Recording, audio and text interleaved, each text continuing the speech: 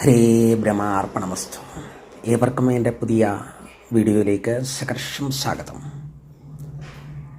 എല്ലാവരും സുഖമായിട്ടിരിക്കണോ എന്നുള്ള അശുഭ ചിന്തനത്തോടുകൂടി ഇന്നത്തെ പ്രതിപാദ്യ വിഷയത്തിലേക്ക് നമുക്ക് ചരിക്കാവുന്നതാണ്.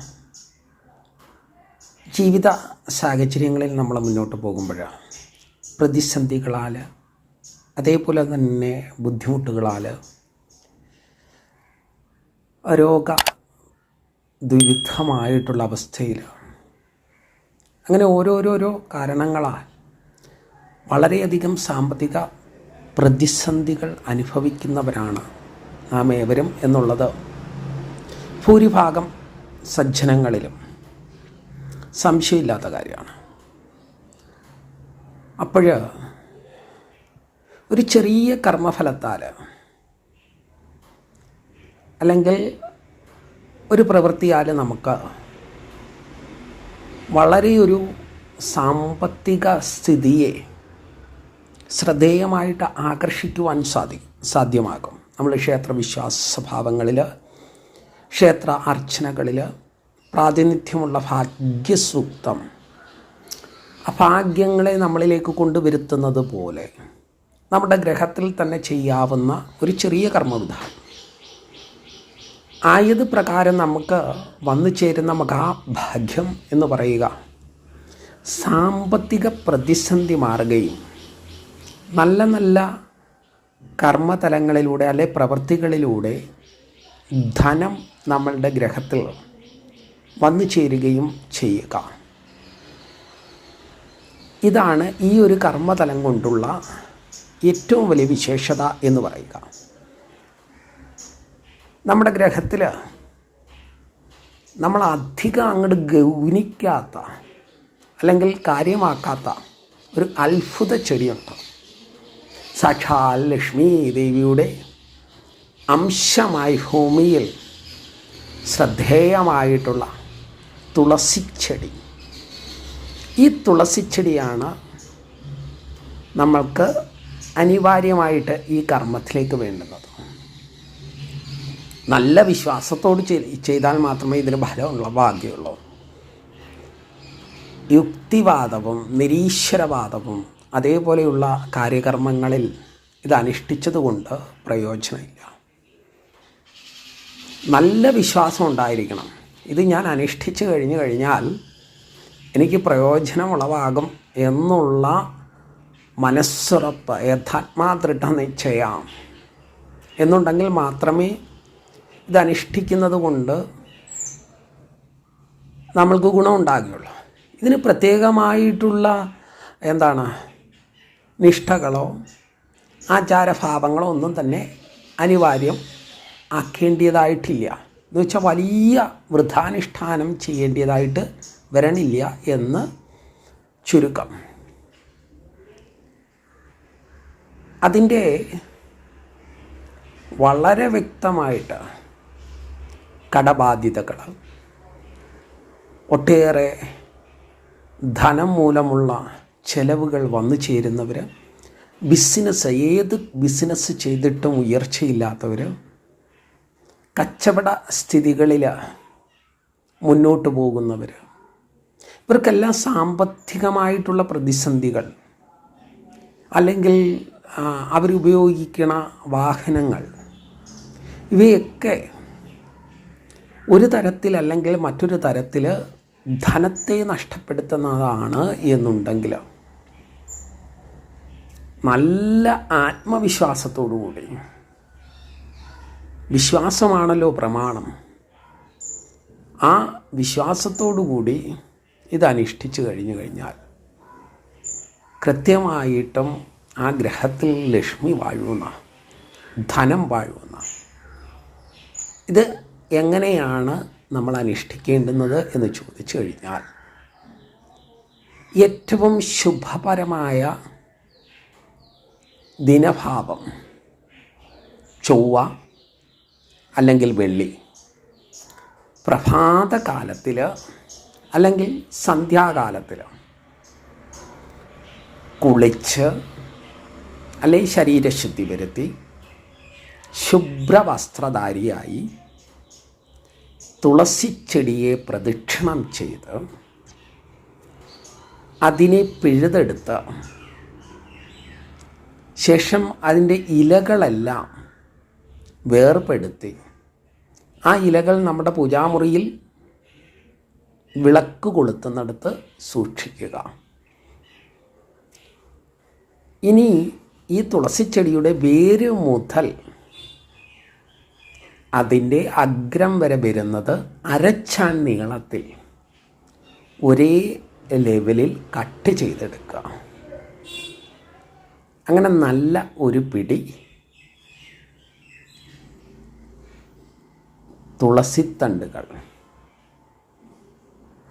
ശേഷം ഇതിനെ നല്ലതുപോലെ ഉണക്കിയെടുക്കുക. ഇത് ചെയ്യുന്ന സമയത്ത് ഓം ലക്ഷ്മി നാരായണമൂർത്തയേ നമ എന്ന് മനസ്സിൽ ഉച്ചരിക്കുന്നത്, അല്ലെങ്കിൽ നാരായണായ നമ എന്ന് ഉച്ചരിക്കുന്നത് ഏറ്റവും ഉത്തമമാണ്. അല്ലെ വിഷ്ണു സഹസ്രനാമമൊക്കെ അറിയാവുന്നവർക്ക് അതൊക്കെ ചൊല്ലുന്നത് ഏറ്റവും ഉത്തമമാണ്. ശേഷം ഉണക്കിയെടുത്തിട്ട് നല്ലൊരു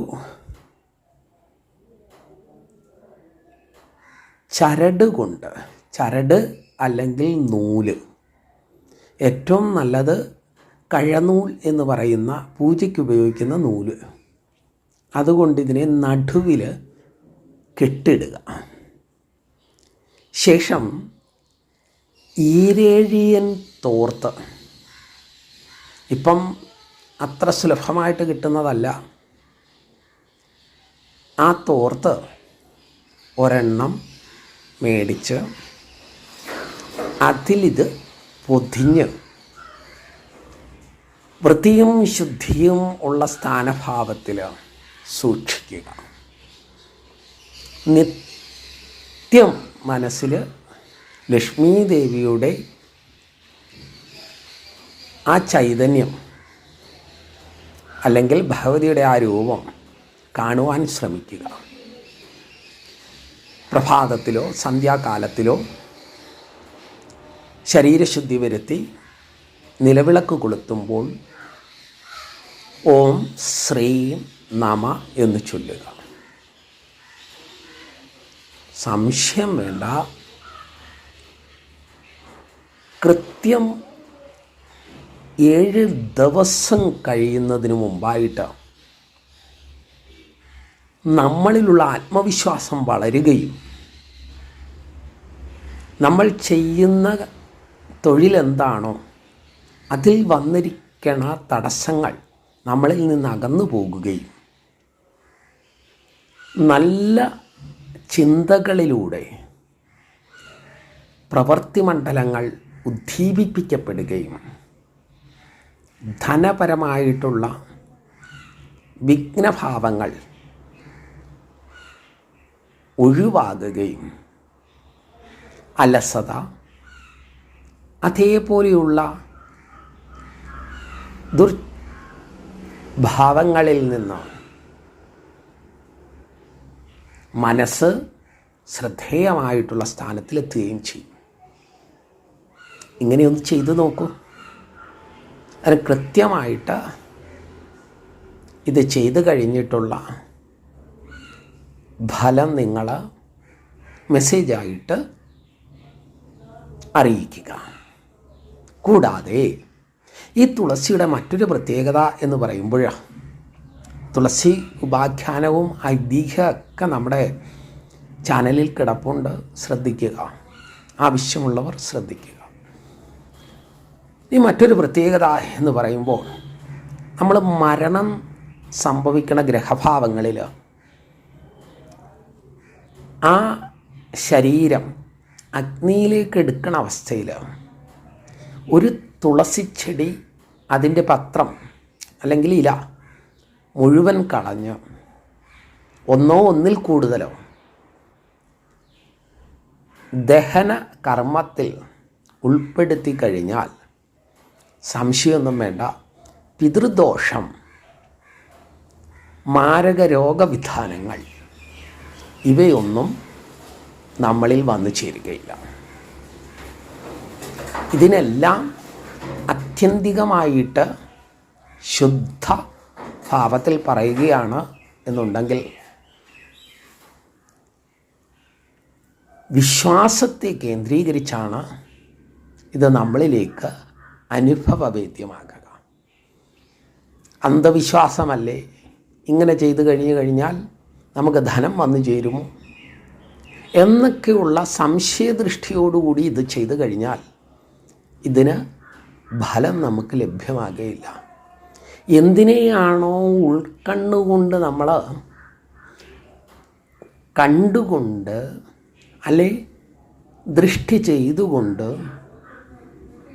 ആ പ്രവണതയിലേക്ക് മുന്നോട്ട് നീങ്ങുന്നത്, ആയതുവഴി ഉയർച്ചകൾ, വിദ്യകൾ, അതേപോലെ തന്നെ ശാസ്ത്രതത്വങ്ങളിലൂടെ വിജയഗതികളിലേക്ക് വന്നു ചേരുവാനുള്ള ഭാഗ്യം ഉളവാക്കും. അതിന് ഈ വീഡിയോ ഏവർക്കും ഇഷ്ടമായി എന്ന് കരുതുന്നു. അന്നേരം ഇഷ്ടമായവർ മറക്കാതെ ചാനൽ ഒന്ന് സബ്സ്ക്രൈബ് ചെയ്യുക, അതേപോലെ തന്നെ ലൈക്ക് ചെയ്യുക. തൊട്ട് അടുത്തുള്ള നല്ല ഫ്രണ്ട്സുകൾക്ക്, സുഹൃത്തുക്കൾക്ക് ഷെയർ ചെയ്യുക. അന്നേരം അടുത്ത മറ്റൊരു വീഡിയോയുമായി നമുക്ക് വീണ്ടും സന്ധിക്കും വരെ ഏവർക്കും നന്ദി, നമസ്കാരം. ഹരി ഓം സത്ത്.